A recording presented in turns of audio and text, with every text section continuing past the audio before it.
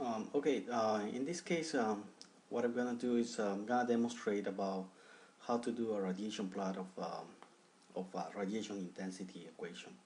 So we have two programs that I'm gonna be sending you by email. So let's open up the radiation plot. In this case, what you're gonna do is let's look at page 42 from the book. And we have the radiation intensity in this equation. So we'll plot the radiation intensity of this, and then we'll look at it. So in order for you to use these two programs, the only part that you need to modify will be this line right here, line number 13. So in this case, I'm using one example from the book, but you could very well use the same programs to plot the equations from the homework. So in this case, let's look at this at this example. So so the two programs are on the same workspace. You'll open radiation plot, and what you do is you have this equation, and then you'll just use the tools and just run it. Run the radiation plot program. So you'll do that, and then you'll come up with two figures. One of the figures is it's in a polar plot, and the other one is in the rectangular plot. So if you compare to the page 42, and then you'll see the same kind of like figure that's being displayed there. And in order to get you wanna do the exercise on page 43 to calculate the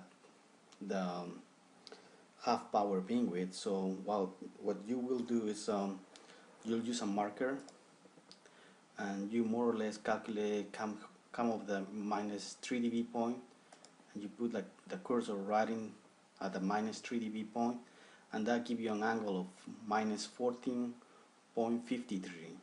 So the half power beamwidth is double that, and it's more or less whatever we calculated. So that's about it. Another thing to remind you is that get familiar with these programs, because you will use them on your research project for doing some of the plots.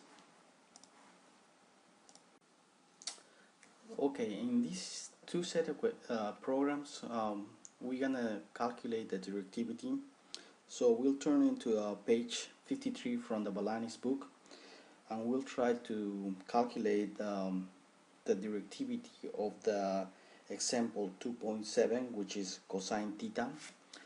So these two equations, these two programs will help you do that. So we'll open first the program called equation, and in here we'll enter our radiation intensity, which is cosine theta in this case, and it's being multiplied by sine theta, because that's what requires for a beam solid angle. So you multiply by that and your radiation intensity. So in the case where you want to use this program, then the only thing that you have to modify in this program is just enter your radiation intensity here, and then we'll open the equation color. So the color function has the limits of integration.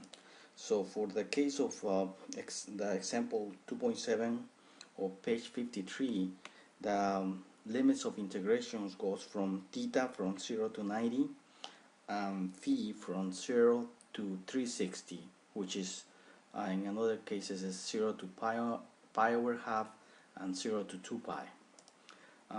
So from here we run the program, and we say run color M, and then we look at the solutions. So in this case, we compare to the answers of the book.